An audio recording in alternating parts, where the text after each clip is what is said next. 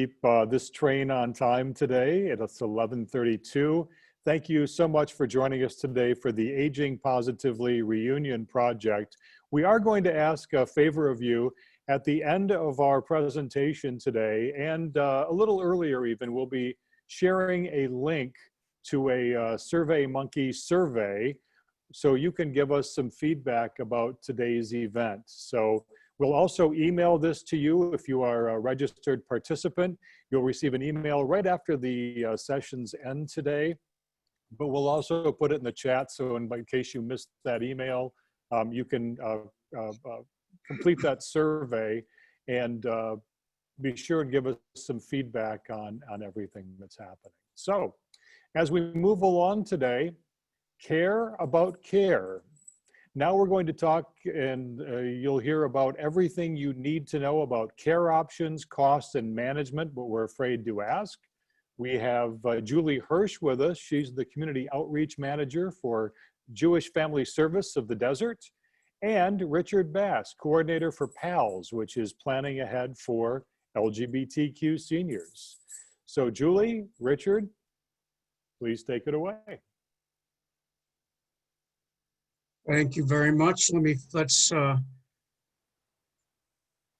screen share.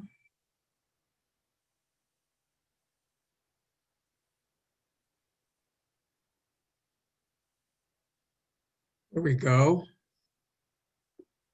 Are we good? Can you hear us and everything? Yes, we can. Sounds good. I can see you. Okay. Very strange to be in this kind of situation without everybody in the room. But here we are. Thank you, Brad. I appreciate being here. It's very interesting when we talk about care, especially reducing isolation and making connections. But first, Julie, will you tell us about the Jewish Family Services?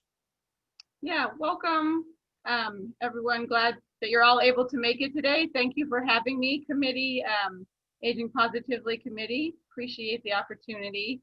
I am the Director of Community Outreach with Jewish Family Service of the Desert, and we are a nonprofit, non-sectarian social service agency that provides mental health counseling, which we're currently providing both telehealth and also in person in the office for those who desire that.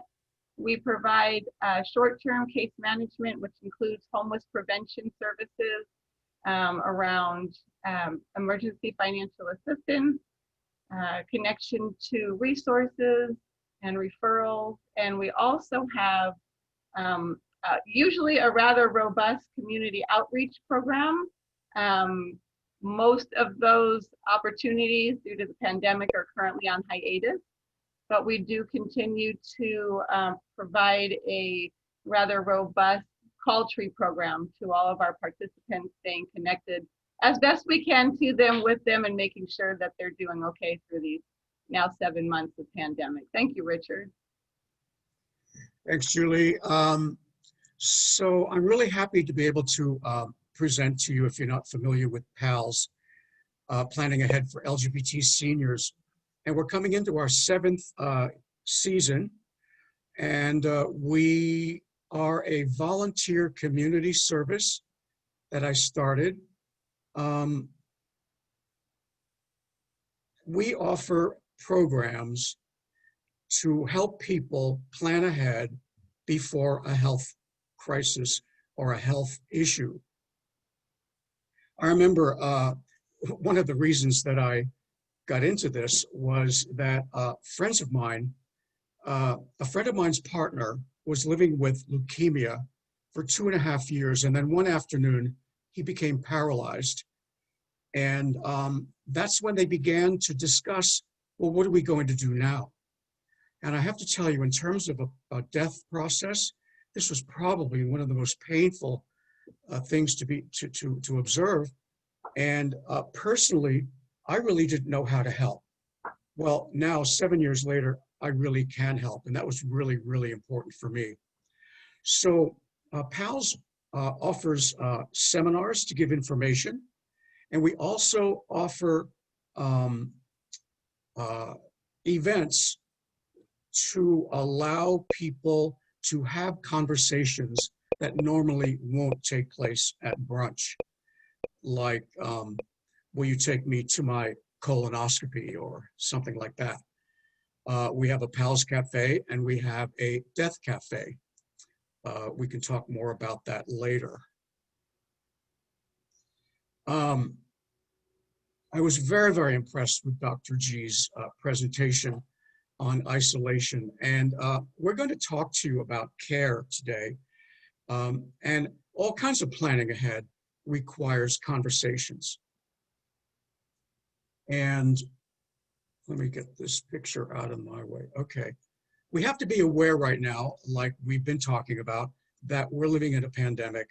And so the challenge of connecting is quite high, but that doesn't prevent us from having conversations and making connections. Planning ahead for a health issue requires conversations. So this is definitely a path to reduce isolation. And in our experience, it has reduced stress as well. Conversations reduces isolation because they create connections, and connections create a personal network, and then personal networks create a community of people who look out for each other. And I'm experiencing right now, becoming a senior, exactly what I experienced with HIV in the 80s, because people are getting sick and I'm losing friends. And I'm experiencing PTSD, complex PTSD, but we really do need to come together and take action to do that.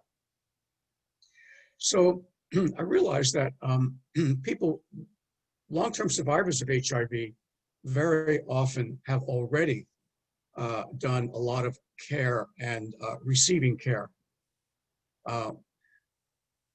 But the topic is so vast that for care that I'm sure we'll find something for you to learn, because I'm learning every day.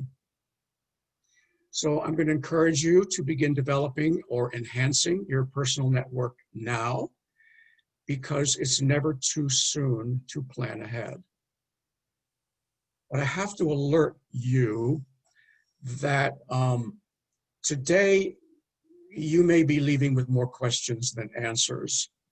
And actually that's a good thing, because planning can't be done with just in one day.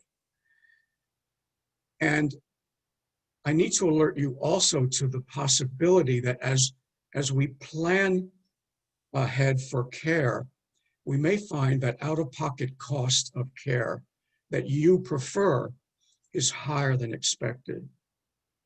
And that can be very stressful. But it's better to think of it now rather than later. Planning ahead is definitely vital, and it's important for us to have a plan A and even possibly a plan B and C. So Julie, why don't you tell us about what we're going to cover today? So today the goals of our session are to learn the options for long and short-term care nearby, to understand the cost of long-term and short-term care, to understand whether the cost of care is covered by your healthcare insurance or would it be an out-of-pocket cost, and then to create scenarios for care management. So before we know we need the care, we're actually talking about what ifs and what we do in those what ifs and what we will require to make it through those what ifs. Dr. G mentioned the ADLs, and I want to go through them for you and explain if you don't know already. The activities of daily living are very important because when we need care, we're going to need care in one of the activities of daily living. And also these activities are required to receive service, obviously. Bathing, dressing, grooming, mouth care, toileting, transferring from bed to chair, walking, climbing stairs, eating. These are activities that take place every single day. And eating, for instance, I developed bronchitis at the beginning of the pandemic, and I didn't really have very much energy. And although my friends brought groceries to me, I didn't have the energy to prepare the food. So I couldn't really do that one particular activity of daily living, and that actually became a problem. And what I found is that one of my friends brought me makings for a taco, but I didn't have the energy to make tacos. And so what I realized is that I didn't feel comfortable in asking, excuse me, I need a hot meal that I can pop into the microwave because I don't have the energy to even put the makings together to make a taco. So I found that I needed to get my act together and actually ask for what I need. The instrumental activities of daily living are ones that don't necessarily have to take place every day, but we would need help at times. Cooking, managing medications, that's a big one. Using the phone and looking up numbers, doing housework, doing laundry, driving or using public transportation. That always reminds me, if someone or a friend of yours develops dementia, are you going to listen to someone telling you that you really shouldn't be driving anymore? Or if you need to tell someone that they shouldn't be driving anymore, will they listen to you? Managing finances, that's also important. Okay, Julie, let's start with the options for care that are paid for by insurance. So this is a very loaded, complex area of discussion. When Richard mentioned a few slides back, you might leave with more questions than answered questions. This topic might require, or not might, will require quite a bit of research.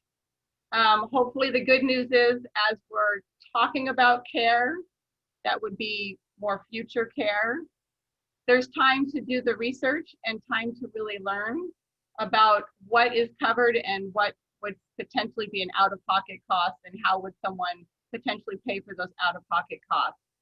So we're talking insurance-based. Sorry, Richard, there we go.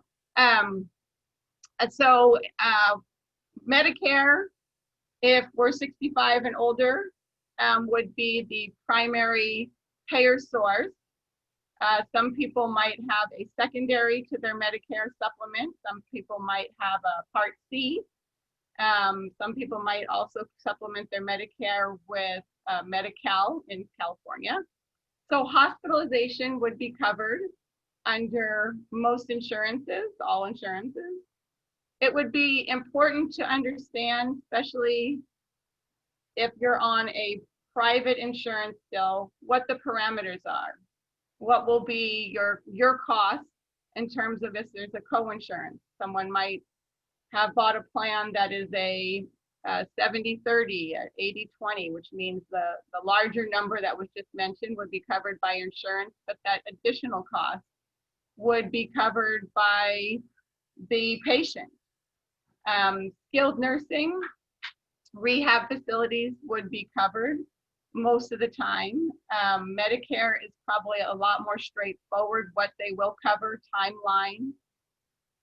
Private insurances, probably do a lot of research on what your coverage is now. It could range from what Medicare might cover is what insurance, the private insurance might say they'd cover. It might be a limit, a time limit. Hospice care would be covered for both. If you have Medicare, hospice would be covered if it's a Medicare hospice provider. So important to note the difference when you're looking for a hospice provider, if you're in that situation, and making sure if Medicare is what you have, that they're actually a Medicare provider. Palliative care would be covered. And then in-home medical care would be covered if someone has Medi-Cal. If they qualified for Medi-Cal, someone might not know if they're not currently on Medi-Cal, they might qualify. Good to work with someone like senior advocates in the desert in our area to find out if you would qualify for Medi-Cal. And the reason why that is so important is because the in-home medical care costs are typically out of pocket. But if someone is qualified and has Medi-Cal, what's called full scope Medi-Cal, they would be qualified for in-home care support services, IHSS. And that's important because that would be a way to get your needs met for the in-home care. Working on those ADLs that someone might not be completely proficient in all of them, or the IADLs that Richard had mentioned in the previous slide. If someone is a veteran of particular time frame, they might qualify for in-home care through a program that's called Aid and Attendance. So important to make sure, again, you sort of reach out to a nonprofit in our area that works with seniors around providing connection to programs that someone might not know they have a connection to. So then we can move on, Richard, to out-of-pocket costs. Julie, before we move on, Yeah. Explain palliative care. So palliative care is medical care that's specialized, that focuses on providing patients relief from pain and other symptoms of a very serious illness. So it's similar to hospice in some ways. A lot of hospice organizations will provide the palliative care as well. So I hope that answers the question. Yeah, that's perfect. So now we're going on to care options. We have to pay out of pocket, right? Out-of-pocket costs. So in-home caregiving, if someone does not fall in that category that qualifies for Medi-Cal, they would find that that in-home caregiving need is a completely out-of-pocket cost. Let me back up for 1 second. Unless they qualify for that veteran benefit, if they are a veteran and it's a very specific time frame that they would be able to qualify for that benefit. In-home caregiving costs in our valley, so speaking very regionally here, is about $25 to $27 an hour.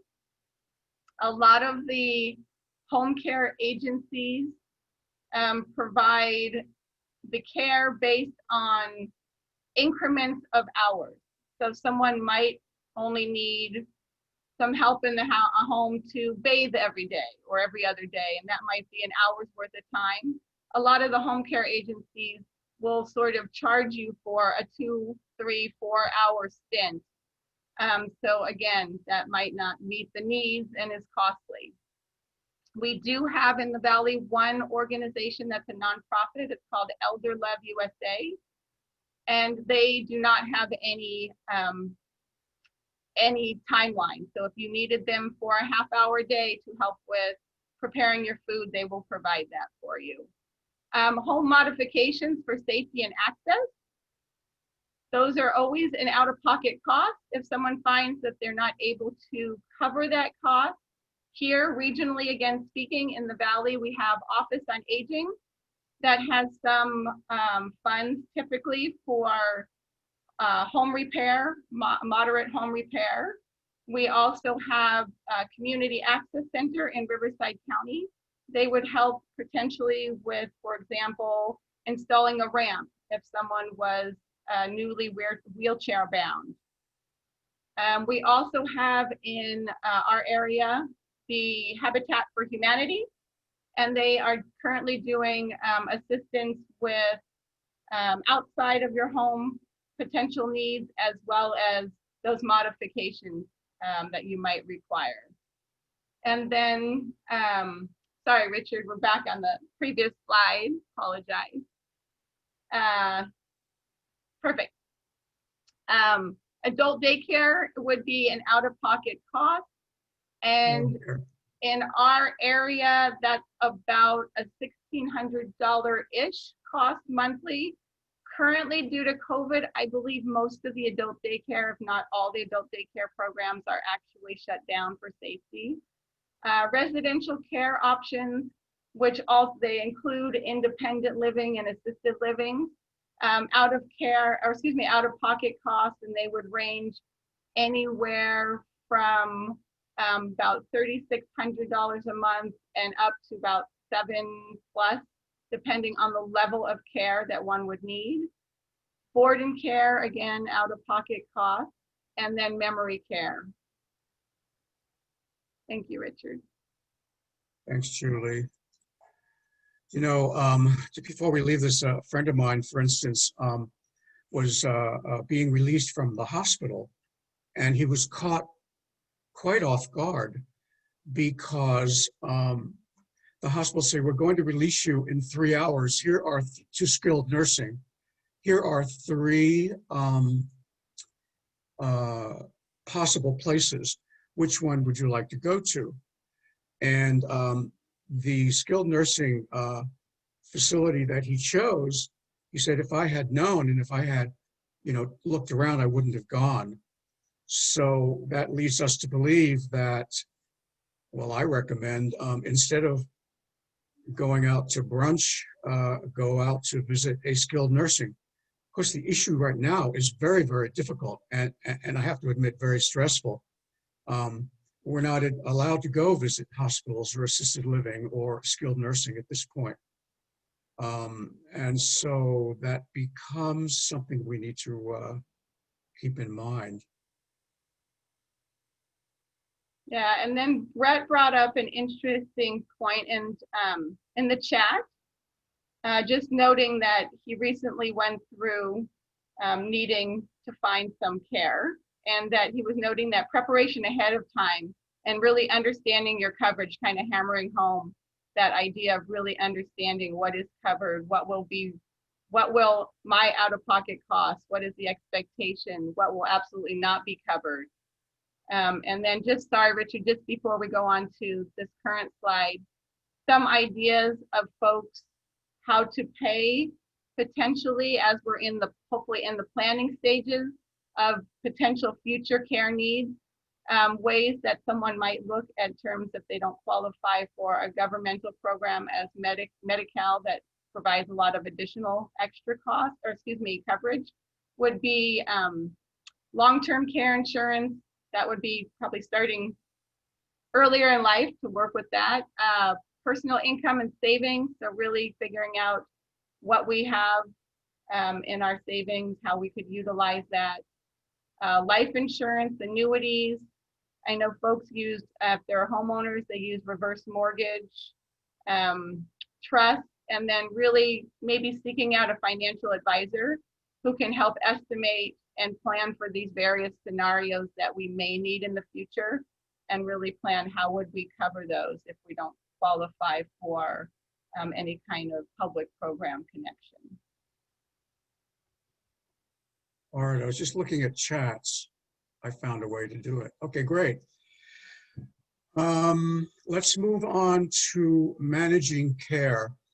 I mentioned before that when I had that incident or that bronchitis in March and April, there really was no one there to manage my care. I live alone. And it's interesting, when I was younger, I used to call myself fiercely independent. And now, as I got older, I'm now severely isolated, although less so since I started PALS and since I understand more about how to connect with people.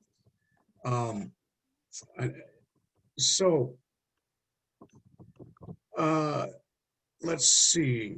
First of all, before we get started with managing care, the basics are, like Brett mentioned, you need to check with health insurance for the coverages and the services.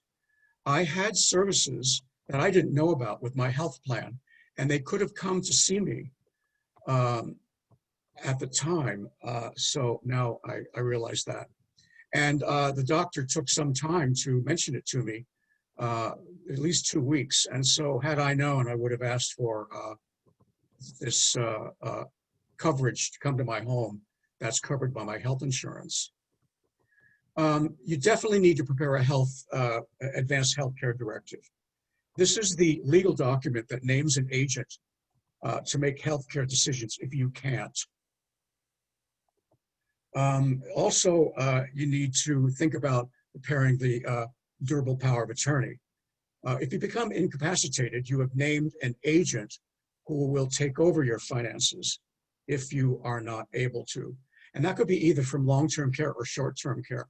I mean, if you get sick, for 6 weeks, or you're recovering from a hospital stay, someone needs to take care of your financial issues. And also create scenarios and care scenarios and develop a plan. So here are some of the things that I brainstormed for us. Why can't I go to the next slide? Oh, all right. So what is your plan? If you become ill at home, who will look in on you to assess the situation and coordinate care if you can't? Yes, when I had that bronchitis, I was treating myself wrong. And I ended up going to urgent care twice and emergency room twice, only to find out that I really should have taken, what is it called? Mucinex, so that you would have a cough that's productive, because I ended up coughing and at some point couldn't take a breath, and it was really kind of scary. And I was all alone with the pandemic and nobody was looking in on me. Plan ahead. Okay, what is your plan? If you become ill at home, well, there you go, and need assistance with any one or more ADL or IADL, what would you do? If you fall at home and you're conscious, but you can't get up, what would you do? I mean, you could scream help, but would someone hear you? Or I learned recently, I could go, if my cell phone is, I have to keep my cell phone in the same room. I can go, hey, Google, call whatever. If you just heard my phone, Google just activated. If you fall at home and you're, no, wait, I have to stop that phone call from Google. Okay. If you fall at home, hold on. If you fall outside the home and you're conscious, no, if you fall at home and you're unconscious, that is quite something. A friend of mine, I visited a friend in the hospital late last year who had fallen. He lives alone as well. And I said to him, you know what, I've been thinking about looking into a medical alert system. And he said, well, listen, when I got to the hospital, why don't we do that? And so we did. We went shopping, and I ended up getting a smartwatch, and he ended up starting a subscription for a medical alert system. But what's most important is that we decided to check in on each other every morning. Now, we were lunch buddies, but checking up on each other every morning, it has really, really made a connection between the two of us that we didn't have before. And so I know that he has my back and I have his back. If you fall outside the home and you're conscious and you can't get up, well, I suspect someone will be around and you can tell them, right? But do you have your phone? Or what would be your plan? If you fall outside the home and you're unconscious, what is the plan? Well, someone will see you, hopefully, and you will be escorted to the hospital after someone called 911. Well, then what? What is the plan? And what is the plan if you develop memory loss? I mentioned that before. So There's some more. Richard, What is that? I was just going to say, you shared a little bit about, you and your friend have this morning ritual to make sure you just check in. If there's folks that maybe don't have that quite in place, where they have someone who checks in on them and they check in on a regular basis. There are currently ways for folks to get connected to have such an interaction so that they know someone is going to be watching and making sure that they're doing okay. I know the Cathedral City Senior Center has a call program, and people can just call this senior center and get connected. And we currently at Jewish Family Service also are providing a friendly call tree program, and people are welcome to call me and connect with us and get signed up for that as well. You know, let me put in a word here. I also belong to a group here that many of you do called Let's Kick Ass, ass being AIDS survivor syndrome. And I'd be very happy to organize a kind of hotline or buddy system. So if any of you are interested in helping to administer that, organize it, or volunteer, I'd be very happy for you to outreach to me at PALS. And you'll have my, I'll put my email on the chat. It's palsinthedesert.com.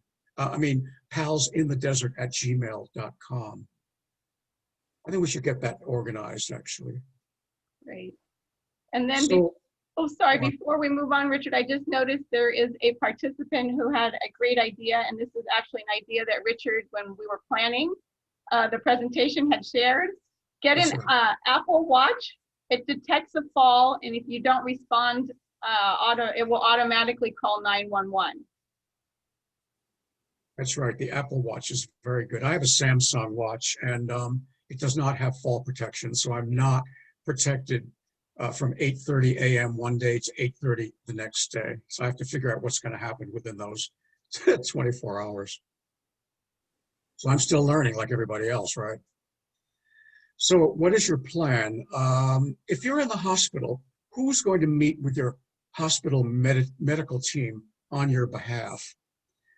I know virtually, we need to communicate virtually.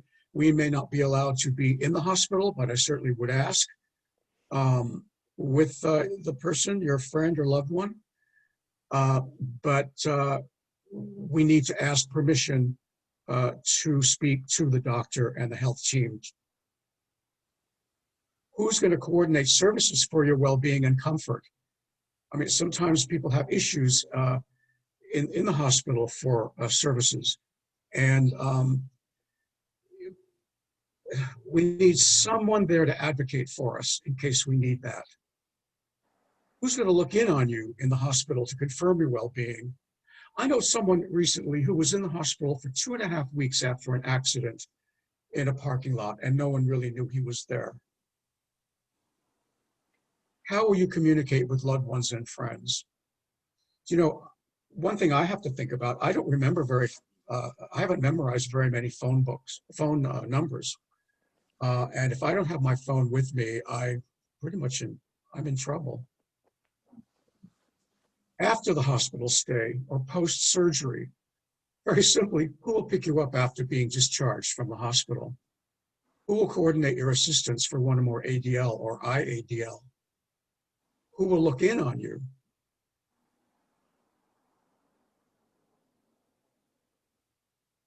Here are some strategies to manage care management.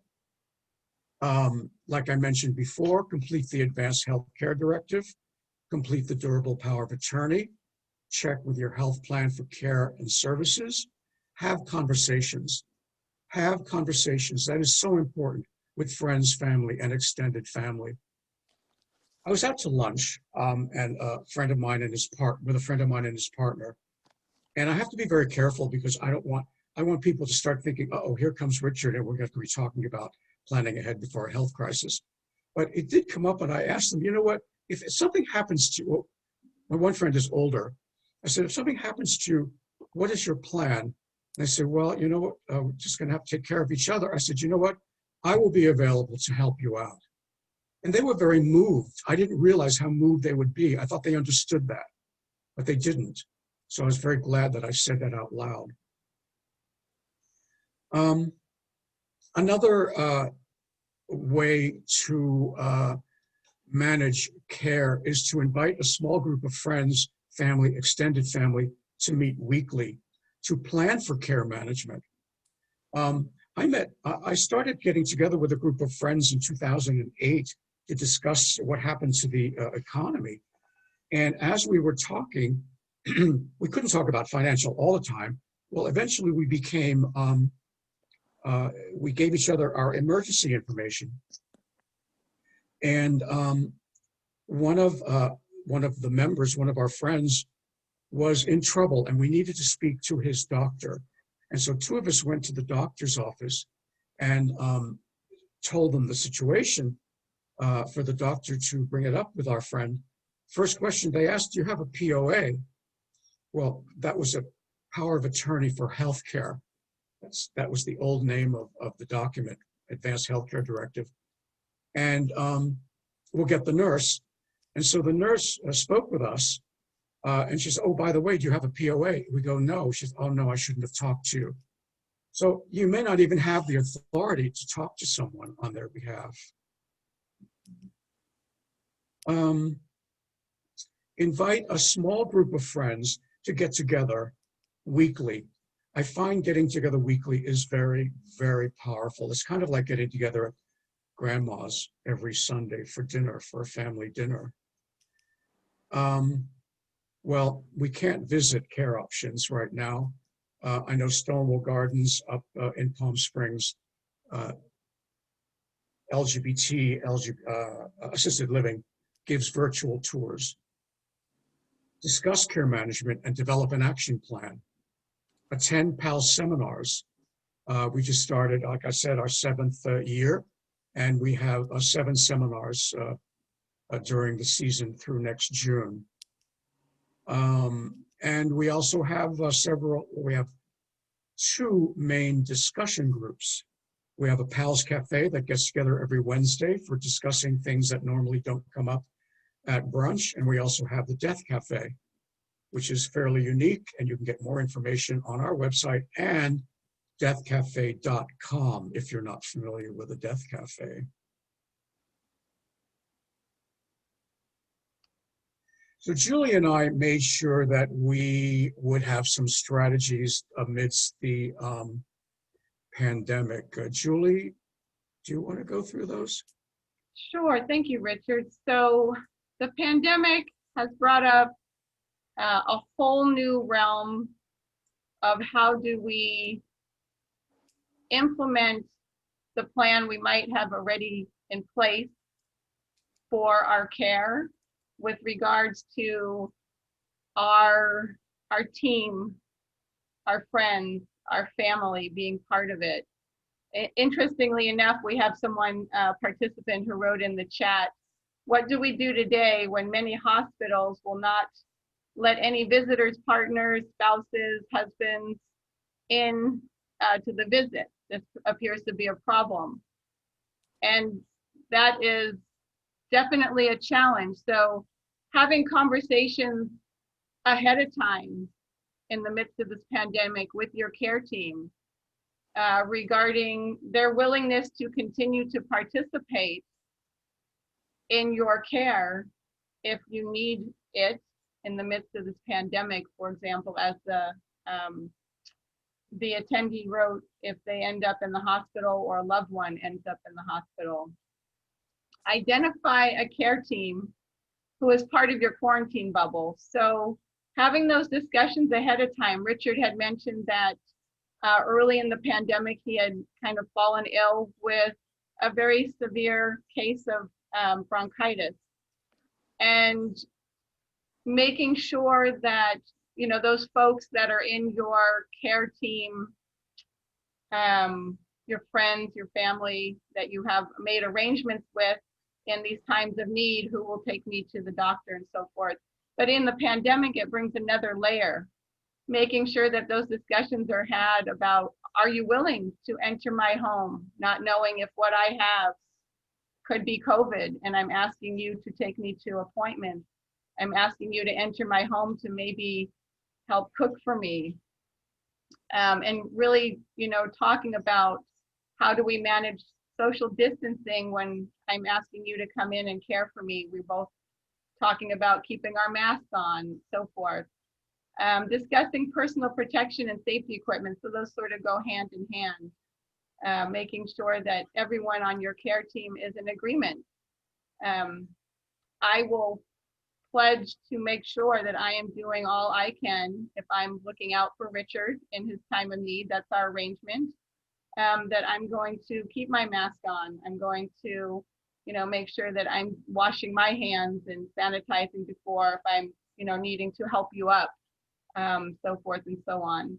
And then develop a virtual plan for advocate needs and interventions. So this kind of could tie back into the question in the chat that the attendee wrote. How do we stay connected when hospitals and even our regular doctors are not allowing our advocate to come in this time of the pandemic?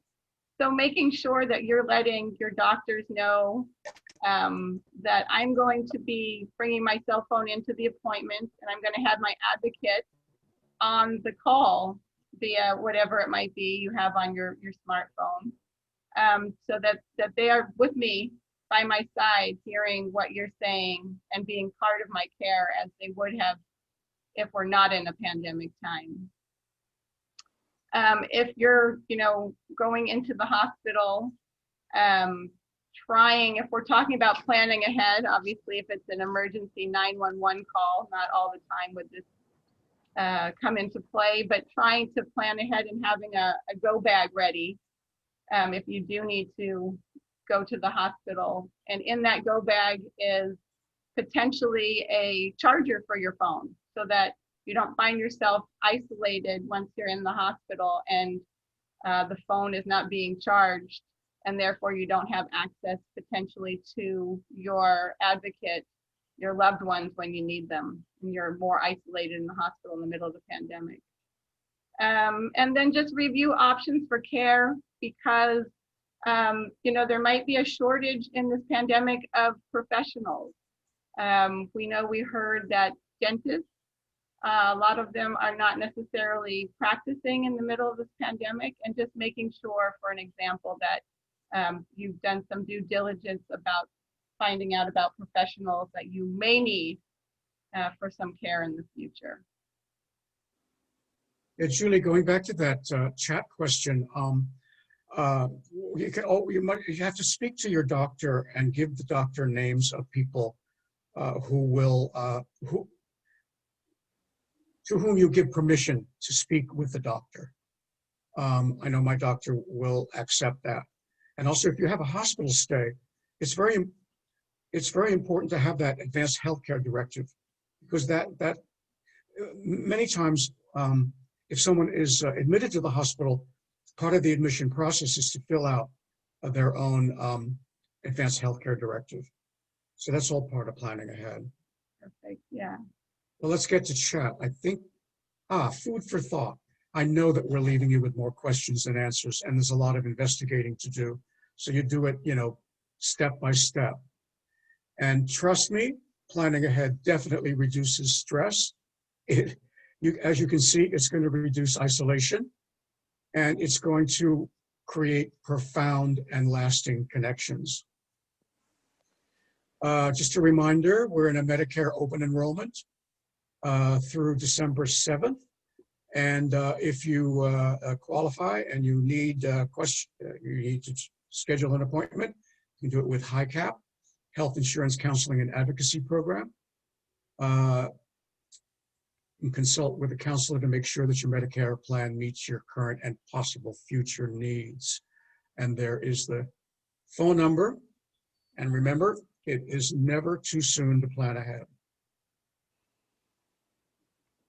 And I am Richard. I'm trying to get some resources. Hopefully they all pasted now in the chat. Some resources that folks can use that might be helpful in their planning ahead. Great. I think they look like they all went in. All right. So I'm going to stop sharing and we can open it up and have some. We're not seeing those we're not seeing those in the chat, so they may not be going to everyone. Julie, you might want to check. Let's see, it says it's to everyone, but let me try again. Oh, is it the elder care is located, elder love is located? Is it that one? Yes, so it should Okay, start got it. with resource. Can people see Yeah. those? Yep, we can see that now. Thank you. If you have URLs as well. I would also note that I did check out Death Cafe, and there is an event Thursday, December the 3rd. And I'll put that, I can put that in the chat as well. Yeah, we If meet the anyone's first interested. Thursday of every month. We have a Death Cafe. Oh, okay. Good, I just put that in the chat as well. Okay. And are there questions that we would, other questions that we would like to entertain from the audience today, from the attendees? Yeah, I have one question. Can you hear me, Brad? This is Brett. Yes, we can, yes.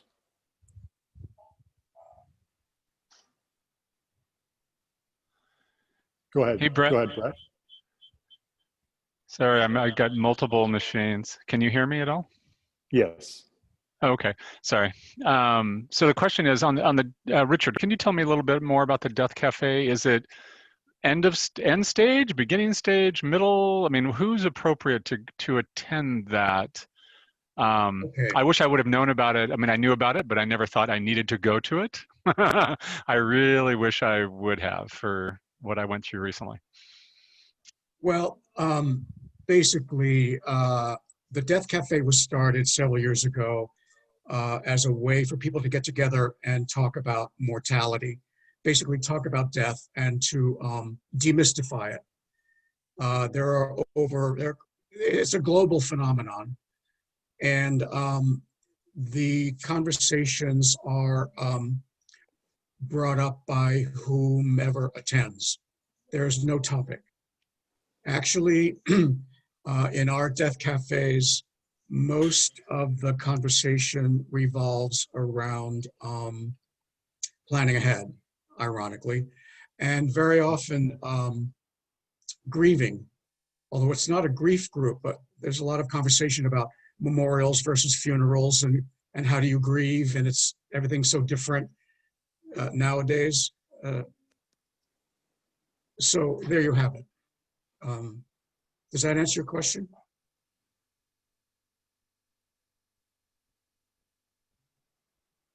It does. Thanks, Richard. Too many machines open at the same time. That's okay. Brett, thank you very much for that question. Anyone else who would like to either raise your hand so we can identify you, or you can always go down to the bottom of your page and raise your hand that way as well.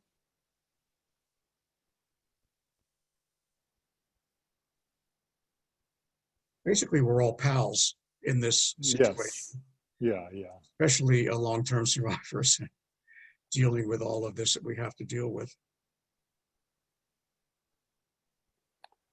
All right, Julie and Richard, then thank you so much for your time today. Very nice to have you a part of this. And Richard, I know you also help us out on the planning committee as well. So thanks for that. Happy to have the Well, opportunity. And Julie, any final closing thoughts before we let you go today? You know, I'm looking at the resources, and just in terms of if people are trying to figure out how to plan, where they even start that process. Okay. That the first resource that says long-term care, longtermcare.ac.gov, there's some great information there of sort of how to even just review sort of the topics, because we might not know what we're even looking for to start the planning, because we haven't experienced what might happen in the future, so we don't know necessarily what we're looking for to know how to plan. That was an awesome website. And then there's a local health portal called CVHIP, Coachella Valley Health Information Portal. So if you're sort of looking for local resources, I might need to find hospice, for example, or whatever you're looking for in terms of care, you can utilize that to get connected to local resources and agencies and organizations and care in our area. So just Thank you, Julie. And you're welcome to put some of those URLs directly into the chat to everyone, and then they can copy and paste those. If you have some of those resources, that'd be great. And then Richard also shared the Pals in the Desert, his email address or the group's email address. So we have that as well. And Nicholas Snow chimed in just to let us know that if it's affordable, he found LegalZoom to be a great resource for getting final paperwork in order. Yeah, just one last thing. I'm going to put this, our PowerPoint onto our website, palsinthedesert.com, and I'm very happy to answer any questions and help you out for support. All right. Richard, Julie, thank you so much for your time today. We greatly appreciate it. And we are at 12:23, just a few minutes ahead of our lunch breakout sessions. And, you know, if we were doing our regular programming, this would be the point at which you would be mixing and mingling with others at the Jocelyn Center. If those of you who remember where we were last year, we'd be visiting our sponsor booths. So I thought it just might be good to take a moment to, again, thank both our community partners and our sponsors today. I'll start with our sponsors, including Eisenhower Health, who is hosting a number of us on the tech team today, Gilead, Janssen Pharmaceuticals Incorporated, Napo Pharmaceuticals, Vive Healthcare, and Community Walgreens. And then our community partners who have put forth a lot of efforts, including both individuals and their financial support, Borrego Health, Desert AIDS Project, Eisenhower Health, Gay Desert Guide, the HIV Aging Research Project, PS, which is HARP, Jewish Family Service of the Desert, Let's Kick Ass Palm Springs, Planning Ahead for LGBTQ Seniors, and the LGBTQ Center, Community Center of the Desert. All right, a reminder about our survey. A little bit ago, Sue put into the chat our SurveyMonkey survey link, and we'll do that again here in just a minute so that that survey is available to you. If you must leave early today, you will also note that you'll get a copy of the survey emailed to you after our presentation today. Take that survey, please give us some feedback on what you experienced and what you'd like to see in 2021 when we do this event again. We have a couple of breakout sessions for